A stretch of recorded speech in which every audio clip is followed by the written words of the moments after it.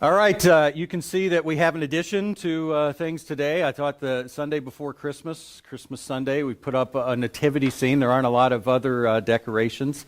But how many people have a nativity scene up at their house? Yeah, how many people have had a nativity scene? We don't have one this year, but yeah, we've had one in the past. Well, I want to know, how do you or have you handled the great nativity scene controversy?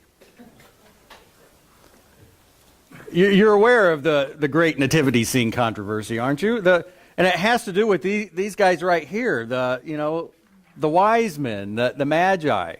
They're included in every nativity scene set, but we all know they weren't there at the stable.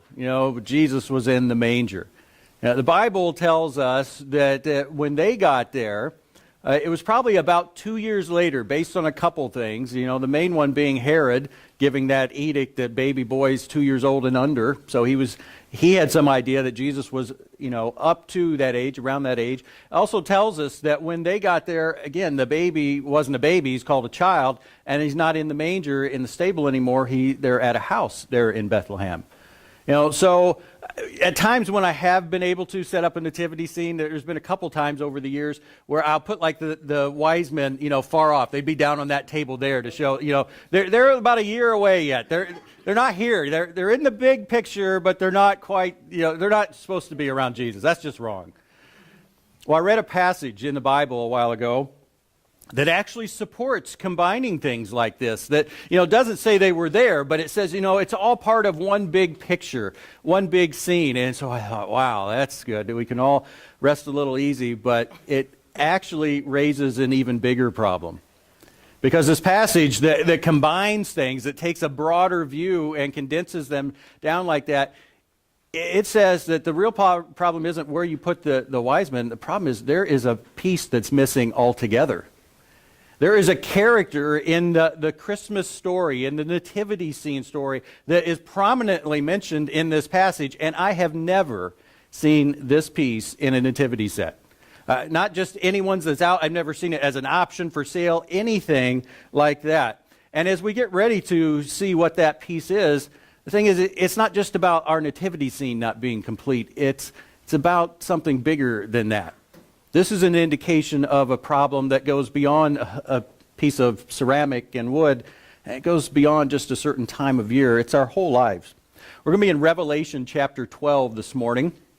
If you have some kind of tablet, you can look that up. You have your Bibles, go all the way to the end and then start flipping back. And you'll see Revelation, the last book of the Bible.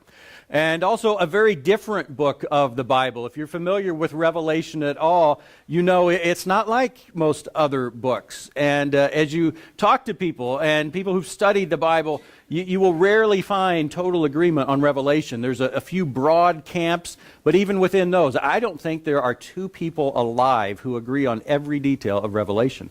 There's just so much there and so many possible ways to take it. And one big thing, and we're going to see it comes up a little today, is which parts are meant to be symbolic and which ones literal, and then the ones that are symbolic, what are they symbolic of? And we're not going to get into all the details of those. You're not going to come away knowing every detail about certainly Revelation in general, let alone chapter 12. But there are some things in this chapter that are very clear and that give us some very relevant applications for our day-to-day lives. So let's look. Revelation chapter 12, starting at verse 1. It says, "A great sign appeared in heaven, a woman clothed with the sun, with the moon under her feet, and a crown of 12 stars on her head. She was pregnant and cried out in pain as she was about to give birth. Then another sign appeared in heaven, an enormous red dragon with 7 heads and 10 horns and 7 crowns on its heads. Its tail swept a third of the stars out of the sky and flung them to the earth. The dragon stood in front of the woman who was about to give birth so that it might devour her child the moment he was born. She gave birth to a son, a male child, who will rule all the nations with an iron scepter. And her child was snatched up to God and to his throne.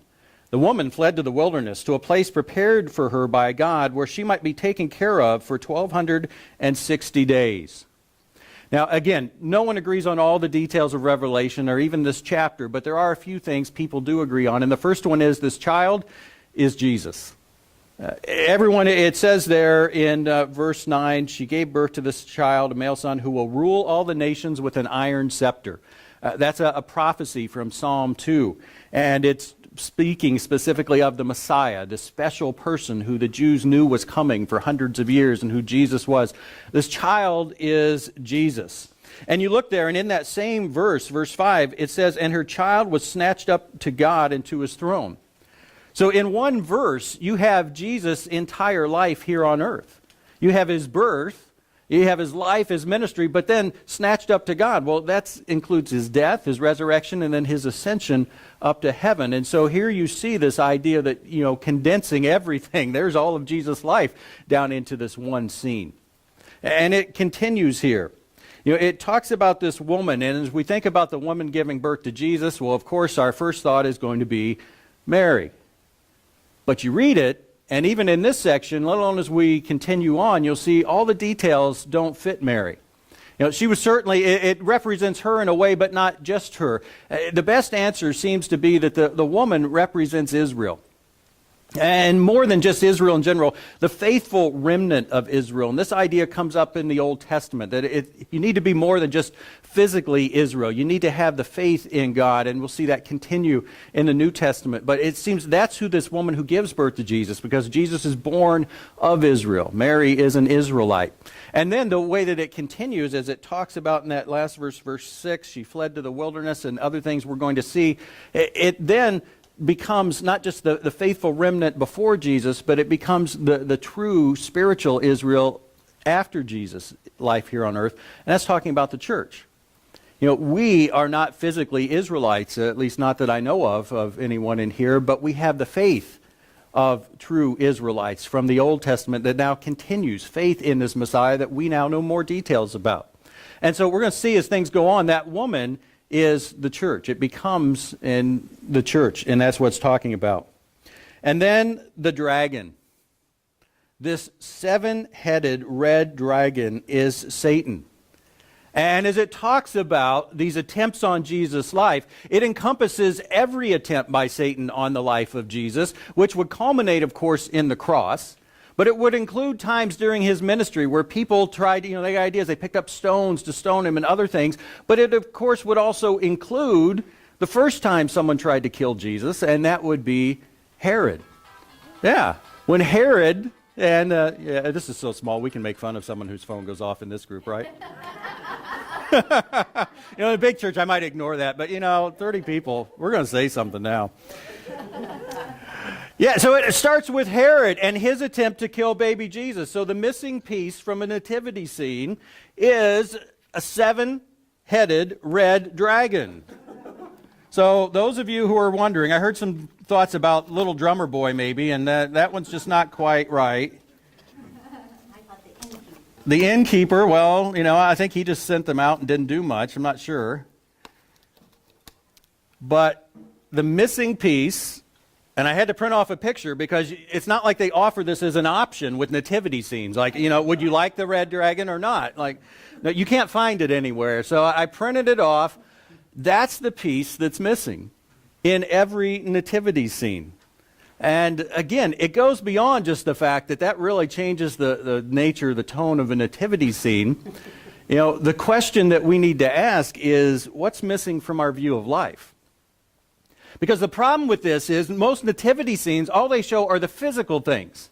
Even if they include an angel, and this one did, but she didn't balance on the top, so I wasn't sure where to put her. So I left the angel off. There's a spiritual thing, an angel, but it's still a physical presence. They appeared physically, and that's what all nativity scenes look at, is the physical realm, the physical world, and they leave out the spiritual. Well, what's missing from our view of life? What is missing there? And that's what I really want us to focus on today. Now, we will look at some of the details. Again, verses 3 and 4, they talk about this dragon, and everyone wants to know, okay, an enormous red dragon with 7 heads, and then 10 horns and 7 crowns on his heads. What's that mean? What's that indicate? I don't know. So if you were hoping to get the answer, I'm sorry.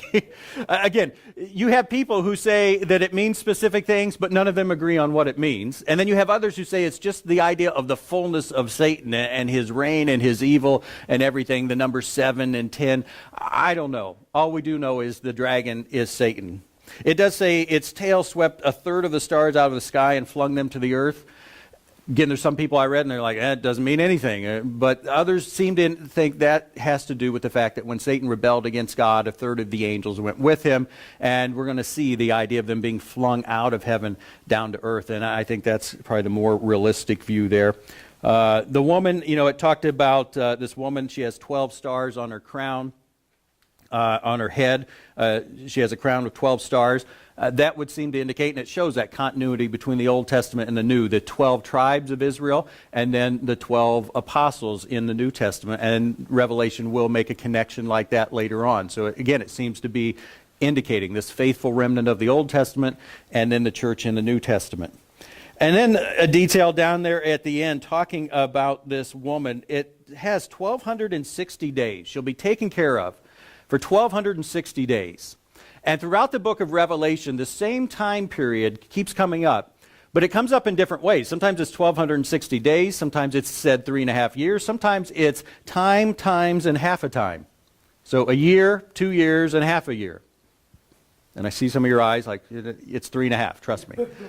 3.5 years, 1,260 days. The best I can tell, and it seems to make sense, it's talking about the full period from the beginning of the church until Jesus returns. That's what that is describing there. And it says, during that time, the woman will be taken care of by God. Well, why does the woman need to be taken care of? Let's keep reading and we'll see. Verse 7, then war broke out in heaven. Michael and his angels fought against the dragon, and the dragon and his angels fought back.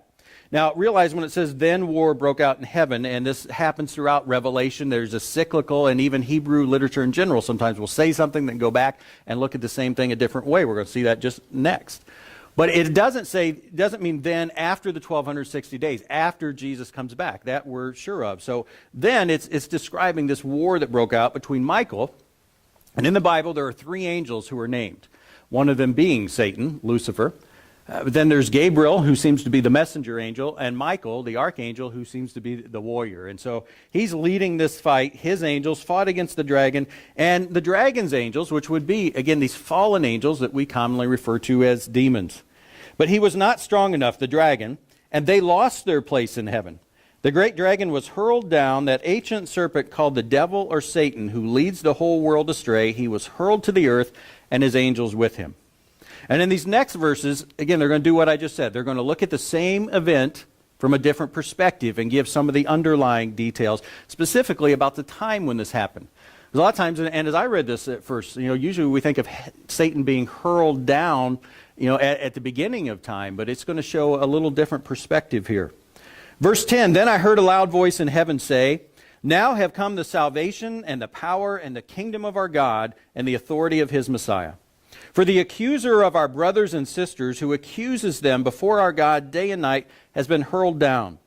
They triumphed over him by the blood of the Lamb and by the word of their testimony. They did not love their lives so much as to shrink from death. So that says that this they here is believers. It's Christians. It's disciples. It's not the Michael and his angels, because they're not shrinking at all. They're not worried about dying. It's talking about when we accept the message of Jesus and his blood, what his blood on the cross did, shedding his blood, when we accept that message, we triumph over Satan. When we spread that through our testimony and tell others, they triumph over Satan when they accept it. And that's what that verse is talking about. Verse 12, therefore rejoice, you heavens, and you who dwell in them. Why? Well, because Satan's been cast down from there. But woe to the earth and to the sea, because the devil has gone down to you. He is filled with fury, because he knows that his time is short. So victory over Satan. It says this tells us how it happened. By the blood of the Lamb. When Jesus was on the cross, that's what was happening. He was fighting the spiritual battle that ultimately was the demise of Satan. Formerly, it tells us Satan was able to accuse the believers. And that's because of the effects of sin. Satan was able to tell God not only that, hey, this person sinned and did this, but this person, because of their sin, owes an eternal punishment. This person shouldn't be able to be in your presence, God, because sin at this point had not been forgiven. But now that Jesus has paid the price for sin on the cross, now it says Satan has been hurled down to earth. And the Bible tells us Satan is the god of this world, the god of this age. And it doesn't mean that he's all powerful here and God can't stop him, but it does mean this is the realm where he operates, here on the earth, and as we're going to see in our lives and around us. Verse 13, the last part, when the dragon saw that he had been hurled to the earth, he pursued the woman who had given birth to the male child. The woman was given 2 wings of a great eagle so that she might fly to the place prepared for her in the wilderness, where she would be taken care of for a time, times, and half a time, out of the serpent's reach. Then from his mouth the serpent spewed water like a river to overtake the woman and sweep her away with the torrent. But the earth helped the woman by opening its mouth and swallowing the river that the dragon had spewed out of his mouth. Now, what that seems like is that at first Satan attacked the church as a whole and tried to keep the church from becoming established and gaining ground and certainly spreading. Satan did things, but God then worked providentially, and God did things, as it talks about the earth swallowing that water. And then when Satan realized he couldn't keep the church from starting, he shifts his focus, and that's what you see in verse 17. Then the dragon was enraged at the woman and went off to wage war against the rest of her offspring, those who keep God's commands and hold fast their testimony about Jesus. So Satan's focus has shifted from the church as a whole to individual Christians. Now, I realize this is not your typical Christmas message, is it? You know, have you ever gone to a church the Sunday before Christmas and heard, open your Bibles to Revelation 12? I don't know. I did have a friend. I saw just by things he was asking on Facebook up in Colorado, because he was asking for a nativity set like I did, and then he asked for a red dragon. Like, you're preaching the same sermon I am, aren't you? So someone else is hearing this, but it's not your typical Christmas passage. But it did say in verse 5, it talked about Jesus being born, and that's the requirement for a Christmas passage. You know, here we have. This tells us about Jesus' birth. It just gives us some other details, and when it does, you realize that the missing piece from every nativity scene, again, it's the 7-headed red dragon. And the missing piece, it gives a whole different picture, doesn't it? If you were to walk by a nativity scene and see whether a picture or a character, a figurine of a dragon, you know, you probably walk by nativity scenes all the time, don't you? You don't even think about it, you know, unless you see the Snoopy one that, you know, Elena has, and you're like, okay, well, that's interesting. But in general, you just walk by a nativity scene, you don't even give it a second thought. But if you saw a dragon, you're like, whoa, what's with that? That changes my whole view of a nativity scene. Well, again, it raises the question, you know, if that's what's been missing in nativity scenes for all these years, what's missing in our view of life? What is missing? Are we missing something that is, in that sense, is as big as a dragon in a nativity scene? There's a few thoughts that came to mind as I went over this, key ideas I call them. First of all, there is a spiritual realm in our world. There is a spiritual realm. Now, most of Revelation 12 happened before we lived. Again, there's part of it that's still continuing. This 1,260 days seems to encompass everything until Christ returns. So we're in that part. But as far as the birth of Jesus and his life, his ministry, his death, we weren't around then. But you know what? Even people living on the earth during that time, they weren't aware of this. You know, this shepherd guy who was here, the Magi who came later, it's not like they looked up and saw, oh, there's the dragon. They saw some physical things that happened in Jesus' life, but they didn't see the spiritual realm behind it. You know, if they had some insight, they knew there was a spiritual realm behind it, but you didn't see it. And it reminded me sometimes of events far away. You know, you ever stop and think sometimes, maybe you hear what someone, you know, hears something happened over halfway around the world, and like, wow, what was I doing when that happened? You know, or maybe it was years ago. You watch a movie, and I've seen that, you know, military movie recently. You know, they're fighting on this hill, and it gave the date. And I'm like, wow, what was I doing when these guys were fighting for their very lives? I was totally unaware of that. But it was real. Just because I was unaware of it doesn't mean it didn't happen. It was totally real. Well, same thing with the spiritual realm. Now, sometimes people say, yeah, but I can't see that realm. You know, even if I was right there in the middle of it, I can't see the dragon. I can't see Satan and his angels. And that's true. And that's why the foundational principle that we need to establish, you know, when it comes to a world view, how we view the world, is do we think there's a supernatural realm or not? That's the major distinction in a worldview. Do I think that there's more than I can see, or is this all there is, just this physical world?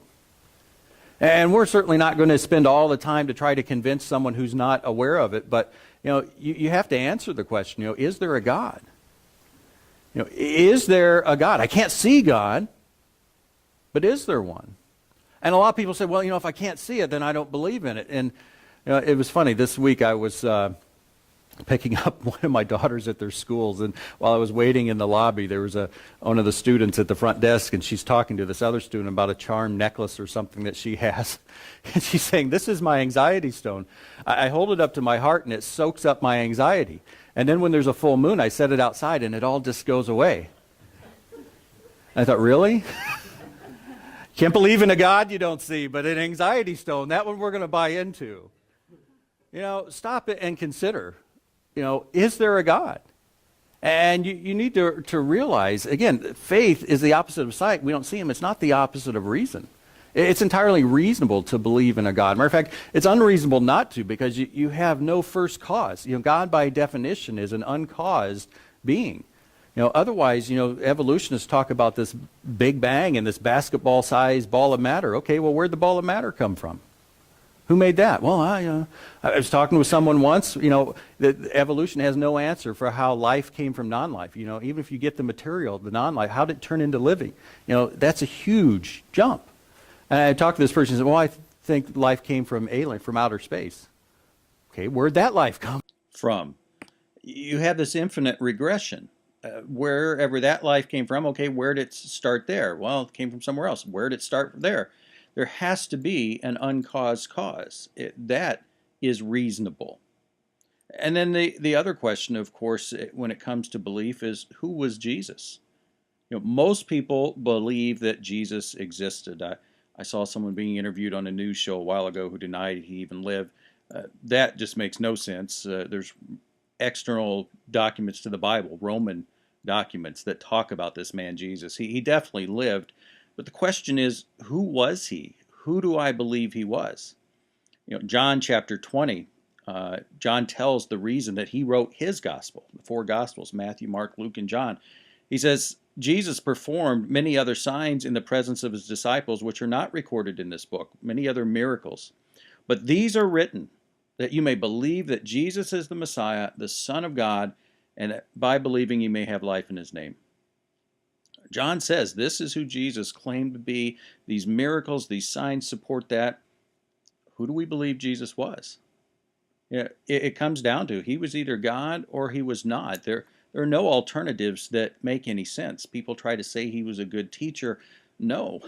When someone says I'm the Son of God, good teacher only is now no longer possible. If you claim to be God, you either are or you're a liar or a lunatic. And, how do we know that? John talks about these signs that he included, and it's hard to know all of them. You're not going to go to the Sea of Galilee and find footprints of Jesus walking on it. You're not going to find a leftover bottle of wine from the wedding feast. The key miracle of Jesus, and the one that is easiest in the sense to look at the evidence one way or the other, is the resurrection. Jesus died, he was put in a tomb for 3 days, and then what happened? And there's no credible alternative to the resurrection when you look at all the things that happened afterward. So that's the foundation that every person has to come to grips with. What do I believe about this world? Is there a supernatural realm or not? And of course, key to that is there a God, and who was Jesus? Well, if you are here today and you're a disciple, and I use that word intentionally rather than Christian, because sometimes we sort of limit Christian to a basic commitment. A disciple, that's the advanced commitment. No, we're all disciples. If you're a disciple, if you're a Christian, if you're a believer, then by nature you believe in this supernatural realm. But as I was going through this, I thought, are we aware of this supernatural realm on a regular basis? Do we live consistently with the fact that there's more out there than what we can see?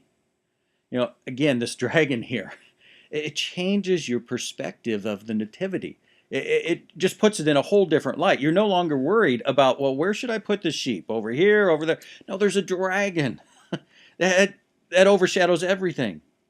Well, the same thing. The spiritual realm changes our perspective of life entirely. Or at least it should. Again, if we are living consistently with the fact that we believe there's a supernatural realm, it should change the way we view life. And I would ask all of us, does our view of life show that we believe in God? Show that we believe in Jesus? Does our life show that? And I mean our life, not the t-shirts we wear, the music we listen to, but just in general. If someone were to step back and look at us, would they see, our focus in life, our priorities, our goals, whether we worry about things, whether we have peace in the midst of trouble, would they see a distinct difference between someone who says, yes, I believe in God, I believe in Jesus, the supernatural realm, and someone who says, I don't? Or would they see people, even among Christians, disciples, who, you know, frankly, we spend more time wondering and worrying about where the sheep should go in our life? The spiritual realm, the other thing about this, the spiritual realm impacts our lives whether we're aware of it or not. Even whether we believe it or not. It's not like if I believe it, then it does. No, there's a story in the Bible about a man of God, and I use that term loosely because he's called a prophet of God, but he's not very committed. He has some people approach him, and this was shortly or a while after the Israelites were freed from their slavery in Egypt, and they're already proving to be a threat to the people. It's before they conquered the land, but the promised land, but even in the area they were, some kings in that area of other lands got nervous, and so they went to this man Balaam. And they asked him, they said, if we give you money, will you curse these Israelites? Well, he knew right away he couldn't do it. And he should have just said, no, leave, get out of here. But he says, I can't do it. God won't let me do it. But let me go ask him anyway. Which, again, just makes no sense. It'd be, we all know murder's wrong. Someone came to us and said, hey, I'll pay you to murder someone. I'm like, no, God says not to do it. But let me ask him if he'll let me. That's what Balaam did. And finally, after a couple things, God says, all right, go with them. And not because God had changed his mind, obviously, that Balaam could curse the Israelites. But it's like, you're going to do it anyway, is pretty much it. Well, Balaam then, as he sets out trying to find some way to earn this money to curse the Israelites, an angel of the Lord appears in front of him, but Balaam can't see this angel. His donkey can, though. And it says there's three times. First of all, the angel's in the road, and so the donkey, this angel, has a sword. And somehow the donkey sees him and realizes this angel's going to kill Balaam. And so the donkey goes off into a field. Balaam beats the donkey to get him back on the road. And then a little while further, the angel of the Lord is standing between two stone walls. And the donkey, to protect Balaam, he goes over far to one side, and it forces Balaam's leg against the wall, squishes his leg, and so Balaam beats the donkey again. Well, finally, down the road a little bit further, there is no width there. The angel is blocking the entire path. The donkey knows he can't get through, and so the donkey just sits down, and Balaam beats him yet a third time. Well, then in Numbers chapter 22, it says this, then the Lord opened the donkey's mouth, and it said to Balaam, what have I done to make you beat me these three times? And then this is always wild to me. Balaam answered the donkey, you have made a fool of me. If I only had a sword in my hand, I would kill you right now. And I always wondered, really, was there no moment there where Balaam just had to, how is this donkey talking to me? But whatever it was, Balaam just answers the donkey like it's a regular conversation. And in verse 30, the donkey said to Balaam, am I not your own donkey, which you have always ridden to this day? Have I been in the habit of doing this to you? And then, no, Balaam said. And you just have to think it's one of those, well, no, I guess you're right. You, the donkey, are right. And I, the human, I'm wrong. Well, I share that because Balaam wasn't aware of that angel. Balaam didn't know he was there. That didn't make him go away. Balaam's life was impacted by it and would have been even more. The angel apparently would have killed him. See, not believing in the spiritual realm doesn't make it go away. I was talking to another friend one day, and the subject we got onto the subject of spiritual things and religion. And she said in the course of that, she said, I don't believe in hell. And so I replied to her, I don't believe in Greenland. I told her, I said, you know what? People told me there's a Greenland. I see it on the map, but I've never personally been there. I never, just known for sure that there's a Greenland. And my point in saying that is I realize she hasn't personally experienced, she doesn't know, she hasn't seen hell. That doesn't make it go away. You know, there is a spiritual realm. Now, the next thing to think about is how does that spiritual realm impact our lives? And it's the nature of that realm. What's going on there that determines how it impacts our lives? And that's the second key idea. A war is taking place in the spiritual realm. It's interesting, whenever they do a poll, the number of people, the percentage of people who believe in God is always more than those who believe in Satan. The latest numbers I could find is 74% of people believe in God, only 57% believe in Satan. Well, Satan is just as real as God. He's not just as powerful as God. He's not the same. He's a created being. God created him as an angel. But then Satan rebelled, and Isaiah 14 talks about this. It says, "How you have fallen from heaven, morning star, son of the dawn. You have been cast down to the earth. You said in your heart, I will ascend to the heavens. I will raise my throne above the stars of God." Now, that took place prior to the garden, some element of that. But up until this time we read about in Revelation, there was still some uncertainty about the outcome of this rebellion. Now, not in God's mind, of course, God knew what was going to happen, but until the cross, Satan wasn't totally defeated. Until the triumph that happened through the blood of the Lamb, as it says in verse 11, that's when it was clear Satan was not going to win in any sense of the word. Well, in physical wars, I can remember studying World War II. And there was a time in both of the theaters, the Japanese theater and the European theater, there was a time where it was clear that the Japanese were not going to win in their war against the Allies, and also the Germans and the other Axis powers were not going to win, but they kept fighting anyway. You know, there were battles even after that point where it was clear who was going to win, and that's the same thing that Satan is doing. He's still fighting. And here in the U.S., we have rarely lived and experienced a war zone. There are times, the Revolutionary War, the Civil War, but not very often, not very many people. But you know what? If we were living in a war zone, it would change our version of life, what we experience, completely and entirely. I I remember hearing, when the war was going on over in Sarajevo, how, just a handful of years prior, they had hosted an Olympic Games. And you just think about the difference. At one point in these exact same streets, there's people, going to these events and watching athletes, and now it's a war zone. Well, we're in a spiritual war zone. We may never have lived in a physical war zone, but every one of us is living in a spiritual war zone. And if we don't realize that, there's something missing from our version of life. Yeah, it'd be like someone in the middle of that war in Sarajevo walking down the street with a flag for their team, for their country. It just wouldn't make sense. It would totally be missing the reality.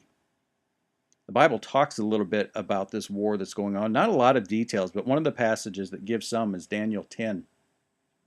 Daniel had been praying for something, and it says in verse 12, an angel appears to him, and the angel is saying this, "Since the first day that you set your mind to gain understanding and to humble yourself before your God, your words were heard, and I have come in response to them."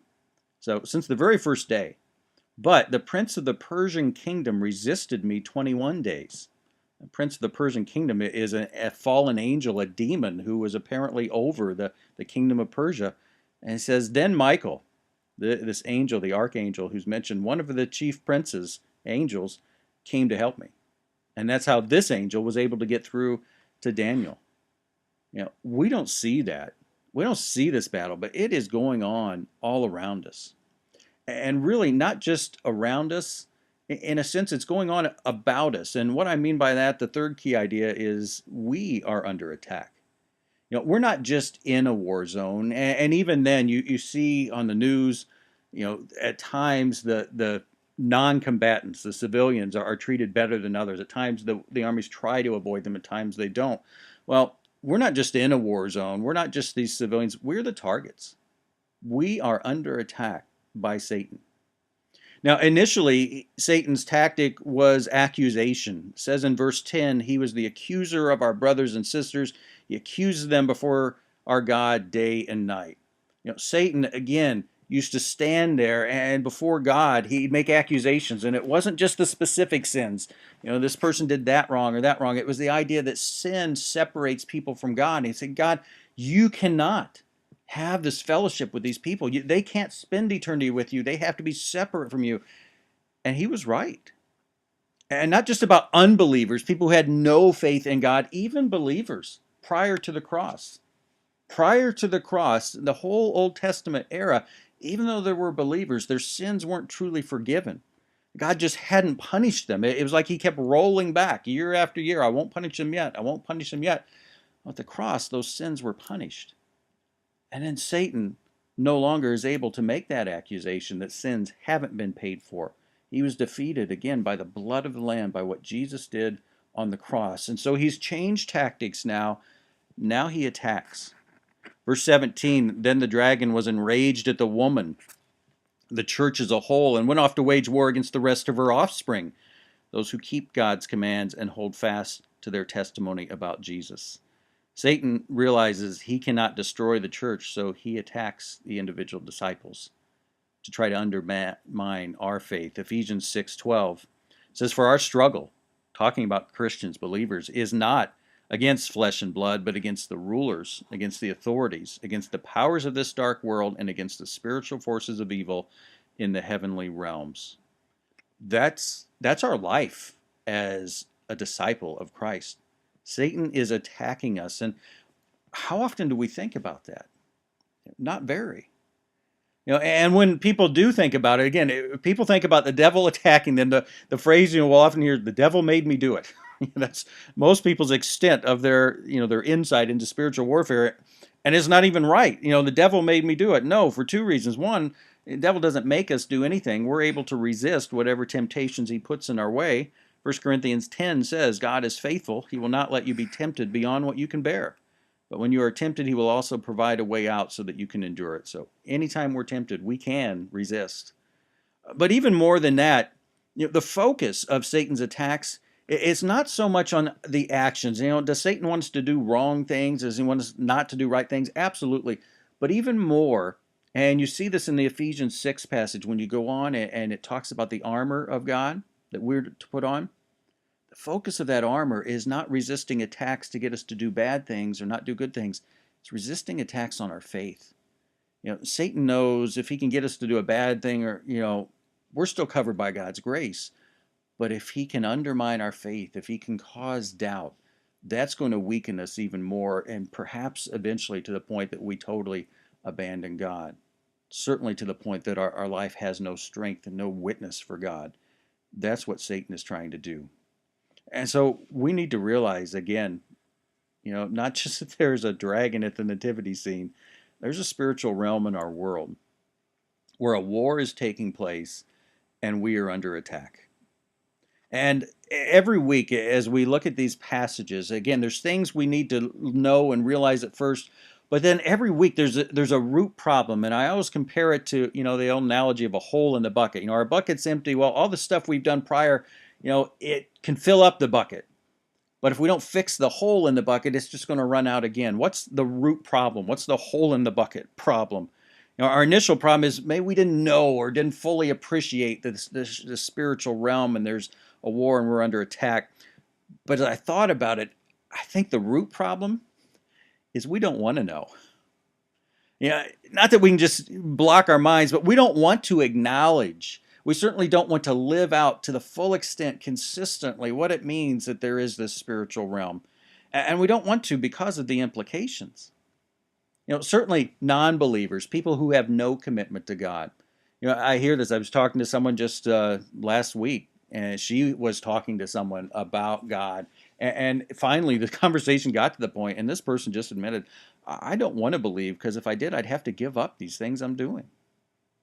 And so often, people who are not followers of God and followers of Christ, it's not a mental thing, a matter of the mind that there's not enough evidence. It's a matter of the heart and the will. They just don't want to believe. They don't want to give up things.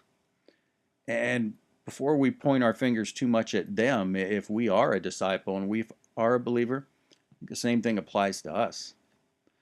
We do believe in the supernatural realm, but again, do we live it consistently?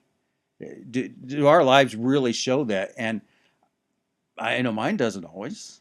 And the same reason, really. It's not just that I don't know it, I don't really want to fully embrace it. And because I think I'll have to give up some things. If I truly live what it means that there is a God, that Jesus, the Son, died for me, wow, that seems like that'd cover every area of life. And God, how about I just give you this area and I hold back on this other one? I think that's our root problem. We don't want to know. We don't want to acknowledge this spiritual realm. And well, what's the key to overcoming? Because a passage, as we look at it, always has that too. It has the root problem, but then it has how do we overcome it? It is true. There's a spiritual realm. We are under attack, and there are implications, for unbelievers, for believers. But the key to overcoming it, I believe, is in this passage, what do we see God doing? As we read about the dragon and the woman, what is God doing in the midst of all this? And if you had to sum it up, He's fighting for us. Everything God is doing, He's doing for us. And the ultimate thing, of course, that's mentioned briefly in this passage, but certainly we're aware of, is the cross. God sent His Son. Jesus accepted that and willingly died, sacrificed Himself for us. Well, stop and think about it for a minute. Did God do all of that to burden us? Did God say, I'm going to send my Son to die for them, to pay the price for their sins so that I can make their lives really bad? I just can't wait to make their lives miserable, and this is how I plan on doing it. It just makes no sense, does it? Galatians 5:1, it says, it is for freedom that Christ has set us free. Not freedom to do anything we want. That is true. The Christian life does entail things, does entail responsibilities, but there's this freedom from so much. There's this freedom to experience life in a whole different way. That's what's possible, and that's what we have to trust in and have faith, and that's where it comes down to. I have to acknowledge and live consistently this life that says there is a spiritual realm, a God, His Son Jesus, and trust that by doing so, my life will be more abundant. Not necessarily easier all the time, more pleasant all the time, but more abundant. Well, I always want to end with what do I need to do? How do I take this and make it personal? How do I take this and truly change? And I thought about it today, and 3 easy steps. Stop, look, and listen. Stop and consider the spiritual realm. And not just unbelievers who have written it off, but even believers.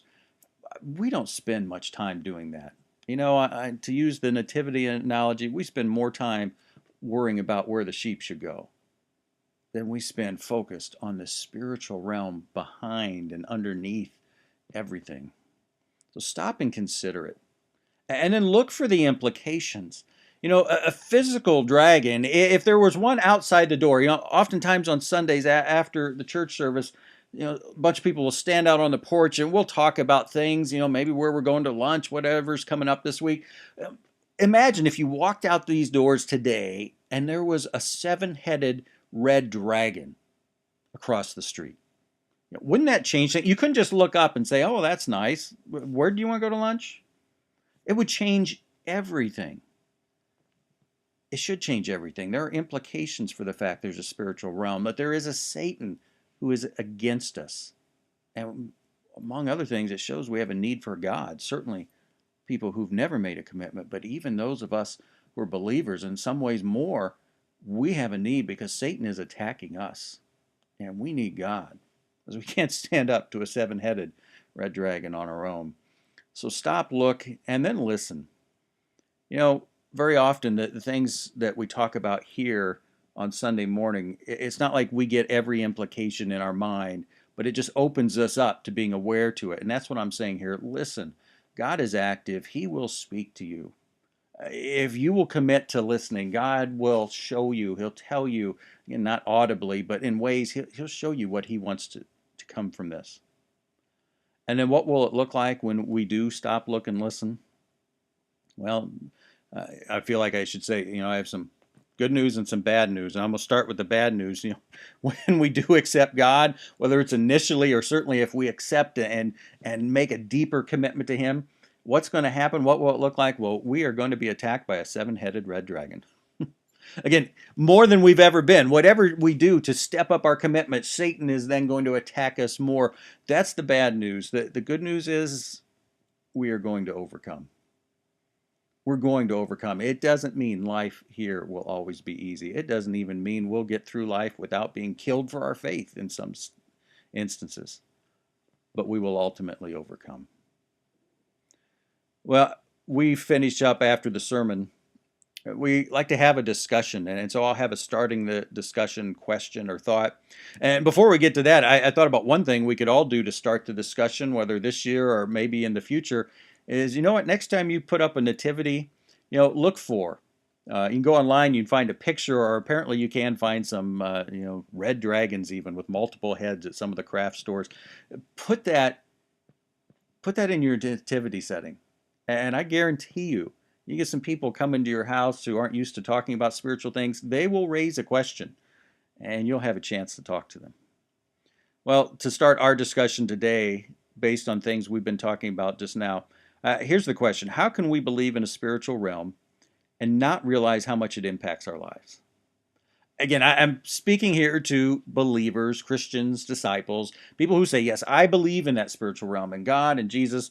How can we believe it and then not realize how much it should impact every moment of every day of our lives?